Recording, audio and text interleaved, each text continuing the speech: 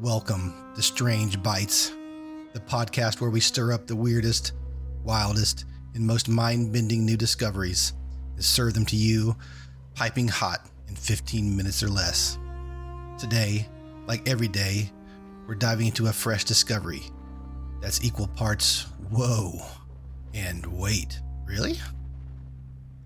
All the facts in these stories are 100% true, backed by real research, peer-reviewed papers, and wrapped up in a creative cocoon of fun and mystery.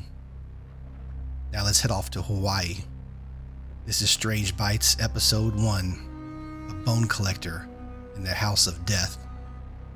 In 2025, a team of researchers from the University of Hawaii ventured into the misty folds of the Waianae Mountains on Oahu.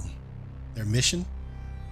To study the hyposmacoma, those fancy case-making caterpillars, quiet architects who weave silk sacks and glue on bits of leaves, shells, or bark to create their portable homes. For weeks they hiked through narrow trails, peering into tree hollows and under fallen logs, collecting the usual suspects, cases adorned with lichen, tiny pebbles, or fragments of bark. These were beautiful in their subtlety, evolutionary masterpieces of disguise.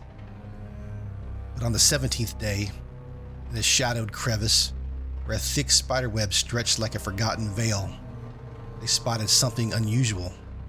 It was small, no longer than a thumbnail, and at first they mistook it for debris, just a lumpy silken sack, irregular and dark, clinging to a single strand of the web.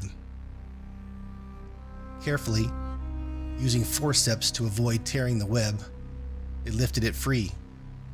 Up close, the surface glittered oddly, not with dew or pollen, but with fragments.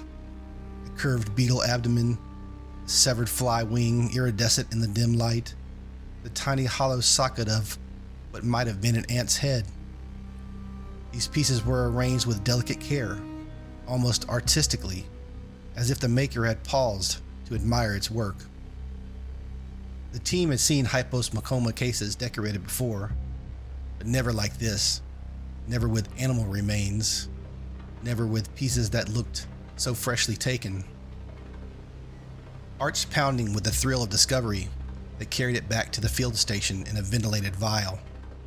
Under the harsh white lights of the dissecting scope, the case pulsed faintly, alive. Excitement built as they watched, barely breathing, while a small head emerged from one end, segmented, mandibled, unmistakably a caterpillar. It moved with slow deliberation, dragging its grotesque armor along the glass floor of the vial. Over the next few nights, the team just observed. The creature ignored the leaves they offered and the drops of honey water, but when they introduced a dead fruit fly trapped earlier that day, it stirred. The caterpillar extended itself, mandibles clicking, and began to feed. Methodically, efficiently, it consumed the soft parts, leaving the hard exoskeleton behind. Then came the strangest part. With delicate movements of its legs and silk-spinning mouth parts, it incorporated the remains. A leg here, a wing there. The case grew heavier, more elaborate, with the new additions fitting seamlessly into the existing mosaic, as though each piece had always belonged. Intrigued, the team returned to the crevice at dusk, when spiders are most active. There, in the same web, they found another case, then two more. These caterpillars moved like shadows among the silk, avoiding the spider's touch. The spider, a large orb weaver with legs like black needles, seemed indifferent, tolerating them, or perhaps never noticing. The researchers set up a camera. The footage, grainy and green-tinted in infrared, revealed the truth in fragments. At night, the caterpillars patrolled the web. When an insect struggled in the strands, a moth, beetle, or small cricket, they approached. They fed on the still living prey, sometimes before the spider could claim it. They scavenged leftovers too, desiccated husks, discarded molts, and always they added to their cases. One clip made them pause. A larger caterpillar approached the smaller one, its case less adorned. No chase, no warning. The bigger one latched on, bit through the silk, and consumed its kin from the inside out. Cannibalism. Documented. Cold. What are you, they wondered. Why this behavior? Camouflage? Surely.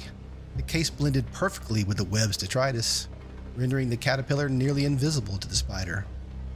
Why go so far? Why collect the very bones of the dead? They spent months in the mountains, mapping every known specimen. Polygenomic analysis later showed the lineage stretched back 6 million years, older than the island itself, an ancient survivor, marooned in a shrinking world. One final night, deep in the forest, a researcher sat beside a massive web in a hollowed koa tree. Rain pattered on the leaves overhead. They watched a single bone collector move across the silk, its case now a grotesque crown of limbs, wings, and hollowed eyes. It paused, as if sensing their gaze. Then it turned, slowly, deliberately, and dragged itself towards the spider at the web's center. The spider stirred, but the caterpillar did not flee. Instead, it began to feed on a fresh catch the spider had wrapped only minutes before. The spider watched and did nothing. In that moment, they understood. The bone collector was no intruder. It was a guest, a tolerated thief, a collector of trophies in a house of silk and death. And his armor, his macabre, beautiful armor, was not just disguise, it was proof of belonging. The next morning, the researchers left. Papers were written, articles published, but it was their private notes, never shared, that may be the most telling. They were the dead so the living will not see them. They live among killers by becoming collectors of their kills. And perhaps, in the end, they are the most honest thing in the web. A reminder that survival is rarely clean and never without cost. Thank you so much for listening. I hope you enjoyed the story and learned a little something new. If you enjoyed this creepy tale, let me know in the comments. And until next time, stay strange and question everything.